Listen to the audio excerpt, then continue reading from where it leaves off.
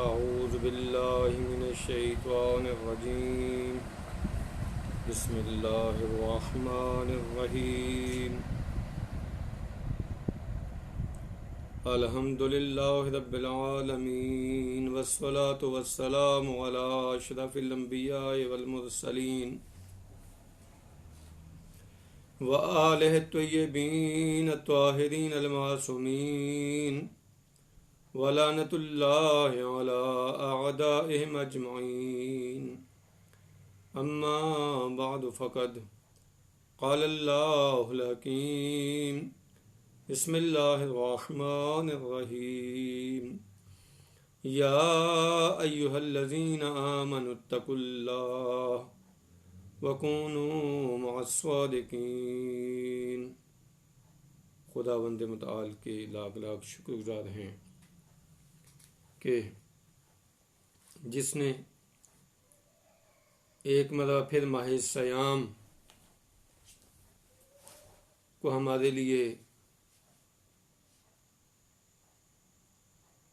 ہماری تقدیر میں ہمارے لیے معین فرمایا، ہمارے لیے مبارک قرار دیا۔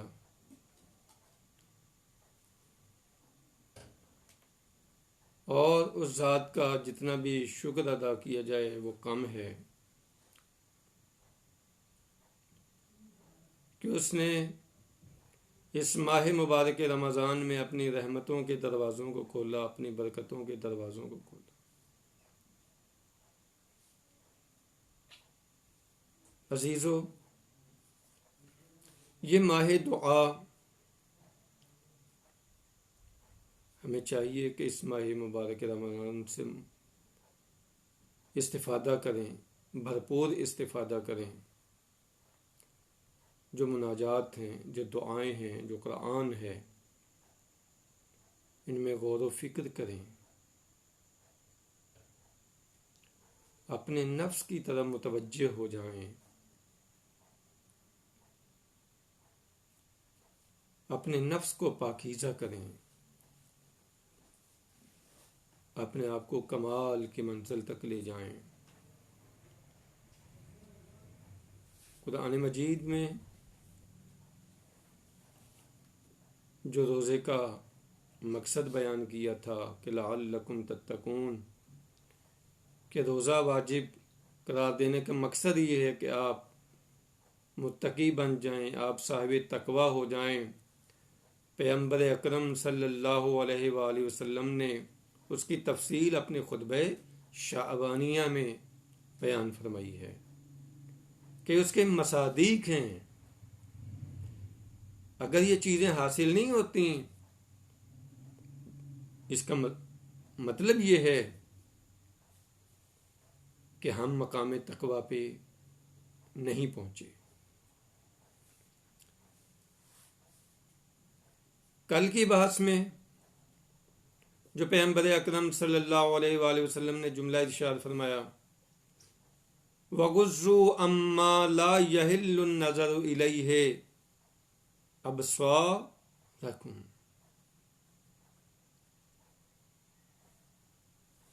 جس چیز کو دیکھنا حرام قرار دیا ہے اپنی نگاہوں کو اس سے بچائیں۔ یہ بہت اہم مسئلہ ہے عزیزو۔ خاص طور پر قرآن مجید میں خداوند متعال نے مومنین کو علیحدہ مخاطب کیا ہے، مومنات کو علیحدہ مخاطب کیا، اور کل اور پیغمبر کو مخاطب کر کے کہا ہے کہ اے میرا حبیب آپ کہہ دیجئے، آپ مومنین سے کہیے، آپ مومنات سے یہ کہیے کہ اپنی نگاہوں کو جھکا کے رکھیں۔ اگر یہ شرم و حیا ہے تو تقوی ہے۔ خصوصاً ماہ مبارک میں ایسا نہ ہو کہ ہم دن میں روزے بھی رکھتے ہوں اور پھر جناب ایسے ڈرامے، فلمیں، نعوذ باللہ من ذالک، یقیناً کوئی مومن یہ کام نہیں کرتا۔ اس میں مبتلا ہو جائیں۔ اس کا مقصد حاصل نہیں ہوگا. وہ مقصد سے دور لے جاتی ہیں یہ چیزیں، اس لیے کہ یہ منہی عن ہیں، ان سے روکا گیا ہے، ان سے منع کیا گیا ہے. تو جن سے منع کیا گیا ہے وہ قرب الہی تک نہیں لے جا سکتی ہیں، وہ وسیلہ قرب الہی نہیں بن سکتی. جب ہم ایسی چیز کو انجام دیتے ہیں جس کو حرام قرار دیا گیا ہے تو اپنے ہدف سے دور ہو جاتے ہیں، منزل سے دور ہو جاتے ہیں.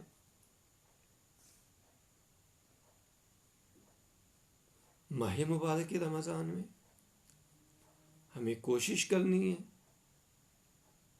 کہ اپنے ہدف کی طرف بڑھیں. خود سازی اپنے آپ کو بنانے کے ساتھ ساتھ معاشرے کو بھی بنائیں. ایک مہدوی معاشرہ تشکیل پائے. یہی جو صفات ہیں، یہی حقیقی مہدوی معاشرے کی صفات ہیں. امام زمانہ عجل اللہ تعالی فرجہ الشریف جب تشریف لائیں گے تو حقیقی معنوں میں یہی عمل میں چیزیں نظر آئیں گی. عزیزو، اگر آج ہم کوشش کریں تو اس مہدوی معاشرے کو تشکیل دے سکتے ہیں. یہ جو غیبت طولانی ہو رہی ہے، اس طول کو ختم کر سکتے ہیں. یہ ہمارے اوپر ہے.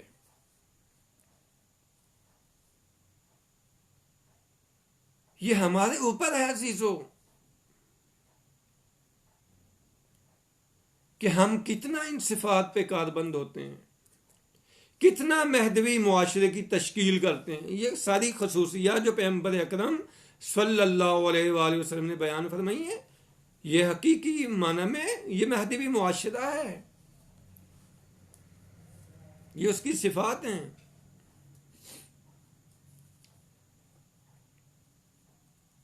لہذا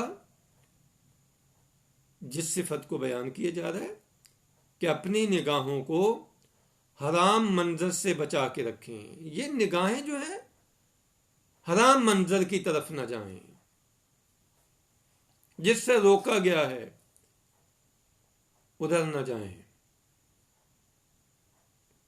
کل میں نے عرض کیا تھا بلکہ ان آنکھوں کو اس قدر پاکیزہ بنائیں کہ یہ اپنے مولا و آقا کے دیدار کے قابل ہو سکیں. اگلا جملہ جو پیغمبر اکرم صلی اللہ علیہ وآلہ وسلم ارشاد فرماتے ہیں، وَأَمَّا لَا يَحِلُّ الْاِسْتِمَاعُ إِلَيْهِ أَسْمَاعَكُمْ. اپنے آپ کو بچا کے رکھو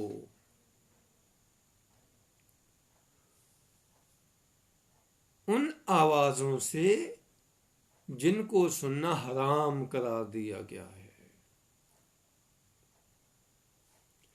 کانوں میں جن آوازوں کا آنا حرام ہے اس سے اپنے آپ کو بچا کے رکھو. غنا ہے، گانا ہے، اس قسم کی دیگر چیزیں جو ہیں، اپنے کانوں کو محفوظ رکھیں کہ یہ کان حرام آواز ان تک نہ جائے. چغلی کی آواز، غیبت کی آواز ان کانوں تک نہ جائے. جہاں کہیں غیبت ہو رہی ہے اگر آپ روک سکتے ہیں تو روکیں، اگر نہیں روک سکتے تو اٹھ کے وہاں سے چلے جائیں، وگرنہ اس گناہ میں شریک ہیں. چغلی ہے، یہ کان جو ہیں اس میں ملوث ہوتے ہیں.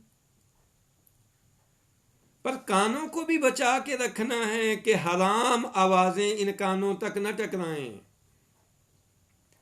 کون سی آواز عزیزو ان کانوں تک جائے؟ قرآن کی آواز. کون سی آواز جائے؟ اہل بیت کے ذکر کی آواز، یا علی کی آواز، یا حسین کی آواز. یہ آواز کان تک جانی چاہیے. اور یاد رکھیے کہ اگر ہماری آنکھوں کو دقت ہوتی ہے، ہمارے کانوں کو دقت ہوتی ہے اور مشکل ہوتی ہے، اس کا مطلب یہ کہ میرا نفس بیمار ہے، میری روح بیمار ہے، میرا دل بیمار ہے، کہ وہ ان پاکیزہ اذکار کو سننا نہیں چاہتا. وہ کھینچ کے لے کے جا رہا ہے دوسری چیزوں کی طرف.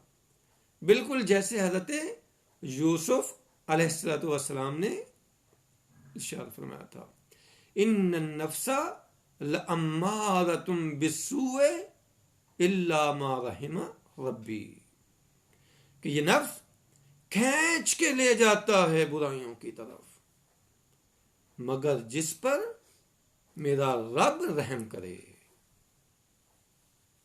ہر لحظہ خدا سے اس کی رحمت کو طلب کرتے رہنا چاہیے.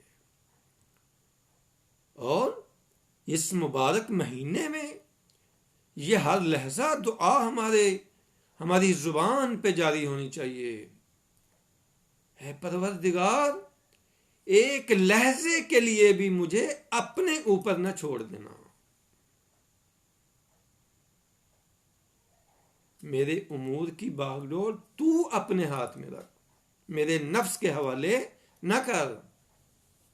ہوگا نا یہ نفس ایک لحظے میں تباہی و بربادی کی طرف لے جائے گا.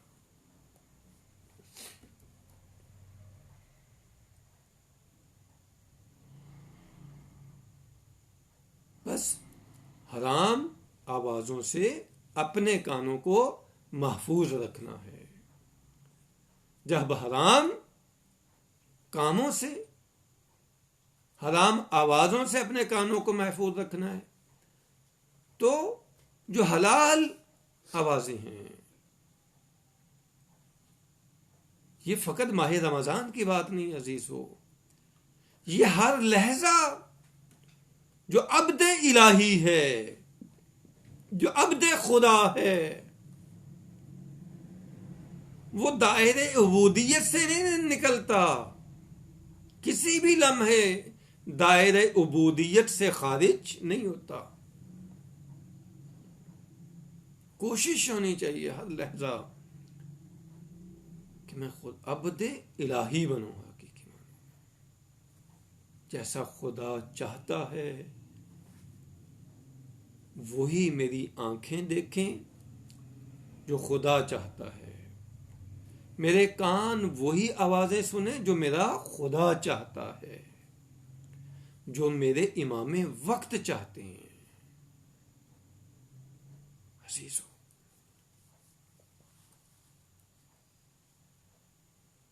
اگلا جملہ پیغمبر اکرم صلی اللہ علیہ وآلہ وسلم ارشاد فرماتے ہیں، وَتَحَنَّنُوا عَلَىٰ أَيْتَامِ النَّاسِ يُتَحَنَّنْ عَلَىٰ أَيْتَامِكُمْ.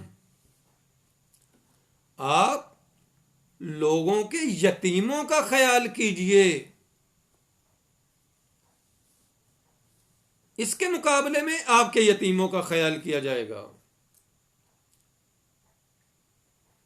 آج یعنی اس جملے میں مکافات عمل کی طرف متوجہ کیا گیا ہے.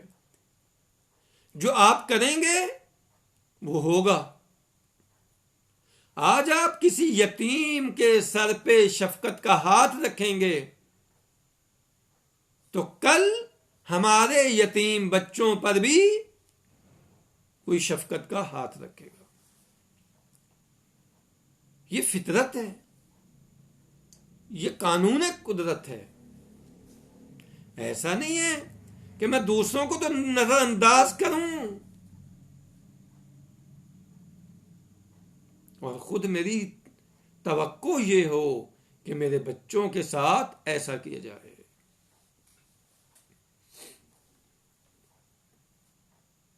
مہربانی کے ساتھ یتیموں سے پیش آنا چاہیے. عزیزو، یہیں سے ایک نقطہ جو آپ کی خدمت میں عرض کرنا ہے، اور وہ یہ ہے، یتیم کس کو کہتے ہیں؟ جو بچہ بلوغت کی عمر تک نہیں پہنچتا، یا جو بچی بلوغت کی عمر تک نہیں پہنچتی، وہ یتیم کہلاتے ہیں. لا یتما بعد البلوغ، بلوغت کے بعد، بالغ ہونے کے بعد یتیمی نہیں ہے. بالغ ہونے سے پہلے پہلے جو بچہ ہے، اس کا والد جب اس دنیا میں نہیں رہتا، اس دنیا سے چلا جاتا ہے، تو وہ بچہ یتیم کہلاتا ہے. ہمارے معاشرے میں اگر ایسے یتیم ہوں تو خداوند متعال نے یہ ذمہ داری لگائی ہے ہماری.